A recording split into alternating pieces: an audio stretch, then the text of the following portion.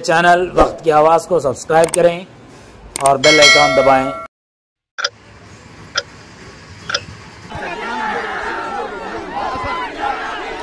గుంటూరు మిర్చి యార్డు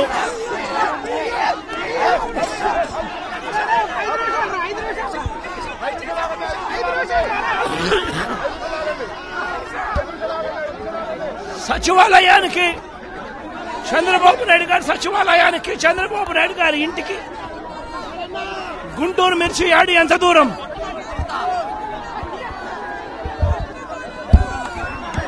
సచివాలయానికి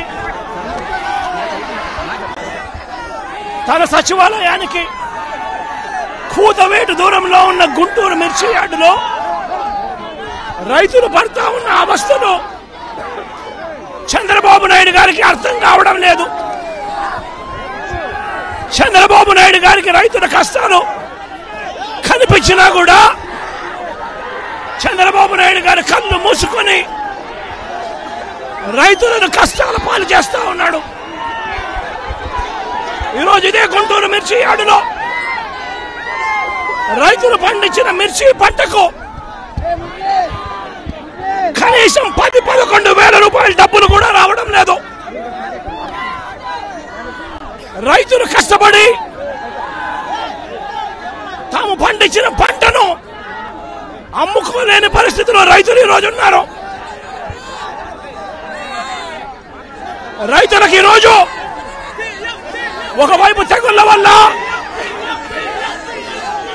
రైతులకు ఇవాళ పంట కూడా మామూలుగా 20 క్వింటాళ్ళ పైన రావాల్సిన పంట ఈరోజు 10-15 క్వింటాళ్ళకి పడిపోయిన పరిస్థితులు కనిపిస్తా ఉన్నాయి. మరోవైపున రేటు చూస్తే నిరుడు సంవత్సరం అంటే వైఎస్ఆర్సీపీ ప్రభుత్వ హయాంలో 21,000 నుంచి 27,000 రూపాయలు పలికిన పంట ఈరోజు కేవలం 10-11 వేల రూపాయలు కూడా కొనే నాథుడు లేడు. రైతులకు పెట్టుబడి ఖర్చులు కనీసం 1,50,000 రూపాయల నుంచి 2 లక్షల రూపాయలు ఖర్చు అవుతా ఉంది. అమ్ముకోలేని పరిస్థితిలో, రేటు లేని పరిస్థితిలో, ఒకవైపున పంట తెగుళ్ల వల్ల పంట ఈల్డ్ కూడా తగ్గిన పరిస్థితుల్లో రైతు ఈరోజు బ్రతకడానికి కష్టపడతా ఉన్న పరిస్థితి ఇదే గుంటూరు మిర్చి యార్డులో మిర్చి పంట వేసిన రైతుల పరిస్థితి ఇది. రాష్ట్ర వ్యాప్తంగా ఏ పంట తీసుకున్నా కూడా కందులు గాని, మినుము గాని, పెసరు గాని, టమాటో గాని, పత్తి గాని, ఇలా ఏ పంట తీసుకున్నా కూడా రైతులకు గిట్టుబాటు ధరలు రాని పరిస్థితి ఈ రోజు ఈ రాష్ట్రంలో కనిపిస్తా ఉంది. మరోవైపున చూస్తే చంద్రబాబు నాయుడు గారు రైతులను దళారీలకు అమ్మేసిన పరిస్థితి కనిపిస్తా ఉంది. ఈరోజు వైఎస్ఆర్సీపీ ప్రభుత్వ హయాంలో రైతు జీవితంలో వెలుగులు చూడడానికి ప్రవేశపెట్టిన సంస్కరణలన్నీ కూడా ఈరోజు అన్ని కూడా కనపడకుండా పోయే పరిస్థితిలోకి వచ్చాయి.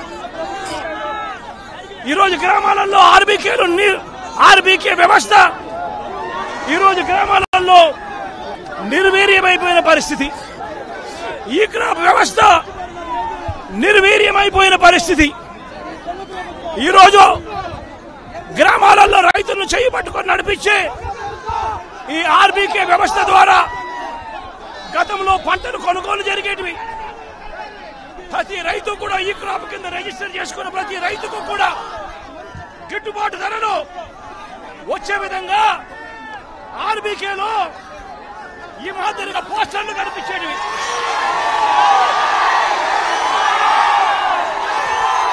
ప్రతి ఆర్బీకేలో కూడా ఈ మాదిరిగా పోస్టర్లు కనిపించేవి. ఈ గిట్టుబాటు ధరల కంటే కూడా తక్కువ రేటుకు ఏ రైతు అమ్ముకోవాల్సిన పరిస్థితి వచ్చేది కాదు. ఒకవేళ అమ్ముకోవాల్సిన పరిస్థితి ఏ రైతుకైనా ఉంటే ఆ రైతు ఆర్బీకేకి వచ్చి రిజిస్టర్ చేసుకుని 1907కు ఫోన్ చేస్తే చాలు ఆ రైతులకు వెంటనే ప్రభుత్వం జోక్యం చేసుకుని పంటలు కొనుగోలు చేసే పరిస్థితి. ఆ రోజుల్లో ధాన్యం ప్రొక్యూర్మెంట్ కు 65,000 కోట్ల రూపాయలు ఖర్చు చేసి ధాన్యం కొనుగోలు రాష్ట్ర ప్రభుత్వం రైతులకు గిట్టుబాటు ధర ఇప్పించే కార్యక్రమం చేస్తే ఈ రోజు ధాన్యం కొనుగోలులో ఏ రైతుకు కూడా కనీస ధర రాలేదు. ప్రతి ఇతర పంటల కొనుగోలుకు వైఎస్ఆర్సీపీ ప్రభుత్వ హయాంలో 7,000 కోట్ల రూపాయల పైచీలకు ఇతర పంటల కొనుగోళ్ల కోసం ఖర్చు చేసి ప్రతి రైతును కూడా ఆదుకున్న పరిస్థితి మా ప్రభుత్వంలో ఉంటే ఈ రోజు రైతులకు గిట్టుబాటు ధర ఇప్పించాలన్న ఆలోచన లేదు. ఆర్బీకేల ద్వారా కొనుగోలు చేయాలి అన్న ఆలోచన లేదు. ఒక నంబర్ ఫోన్ కొడితే చాలు ప్రభుత్వం స్పందిస్తుందన్న నమ్మకం ఈ రోజు రైతుల్లో కూడా కరువైపోయిన పరిస్థితులు ఈ రోజు రాష్ట్రంలో కనిపిస్తా ఉన్న పరిస్థితులు. ఈ రోజు ప్రతి వ్యవస్థ కూడా నిర్వీర్యమైపోయిన పరిస్థితి. ఆర్బీకేలు నిర్వీర్యమైపోయాయి. ఆర్బీకేలో అనుసంధానంగా ఉన్న ఇంటిగ్రేటెడ్ ల్యాబ్స్ ఈ రోజు నిర్వీర్యమైపోయినాయి.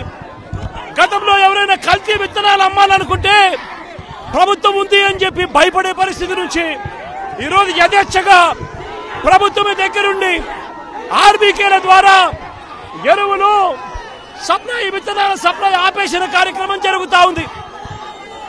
ఎరువుల సప్లై, విత్తనాల సప్లై, పెస్టిసైడ్ సప్లై ఆర్బీకేల ద్వారా పూర్తిగా తగ్గించిన పరిస్థితులలో ఈ రోజు ఎరువులు కొనాలంటే రైతులు ప్రైవేట్ బ్రోకర్ల దగ్గర కొనాల్సి వస్తా ఉంది. ప్రైవేట్ డీలర్ల దగ్గర కొంటే వాళ్ళు కనీసము 100 రూపాయల నుంచి 400 రూపాయలు బ్లాక్ లో అమ్ముతా ఉన్న పరిస్థితి ఎరువులకు సంబంధించి. ఈ రోజు క్వాలిటీ కంట్రోల్ చేసే విషయంలో ప్రభుత్వం పూర్తిగా ఫెయిల్ అయిపోయిన పరిస్థితులు కనిపిస్తా ఉంది. నాణ్యమైనవి మాత్రమే అమ్మే పరిస్థితి గతంలో ఆర్బీకేల ద్వారా చేస్తే రాష్ట్ర ప్రభుత్వం ఈ రోజు నాణ్యమైనటివి ఏవి కూడా రైతులకు సప్లై కాకుండా ఉండే పరిస్థితి ఈ రోజు రాష్ట్రంలో నెలకొని ఉంది. ఇప్పటికైనా రాష్ట్ర ప్రభుత్వం కళ్ళు తెరిచి రైతులకు పెట్టుబడి సహాయం కింద వాళ్ళు ఇస్తామని చెప్పిన పీఎం కిసాన్ కాక 20,000 రూపాయలు ఏదైతే ఇస్తామని చెప్పారో అది కూడా రైతులను మోసం చేసిన పరిస్థితిలో ఈ రోజు రాష్ట్ర ప్రభుత్వం కనిపిస్తా ఉంది. రైతులకు ఈ రోజు 0 వడ్డీ రాని పరిస్థితి ఈ రోజు రైతాంగం మీద కనిపిస్తా ఉంది. ఈ రోజు ప్రతి విషయంలోనూ కూడా రైతులు ఈ ప్రభుత్వంలో నష్టపోయిన పరిస్థితుల మధ్య చంద్రబాబు నాయుడు గారు ఇప్పటికైనా కళ్ళు తెరవాలి, గుంటూరు మిర్చి యార్డుకు రావాలి, వచ్చి రైతుల కష్టాలు తెలుసుకొని రైతులకు కనీస గిట్టుబాటు ధర వచ్చే విధంగా రైతుల కోసం చంద్రబాబు నాయుడు గారు గట్టిగా నిలబడకపోతే తీవ్రమైన పరిణామాలుంటాయి. రాబోయే రోజుల్లో రైతుల తరపున చంద్రబాబు నాయుడు గారిని హెచ్చరిస్తా ఉన్నాం.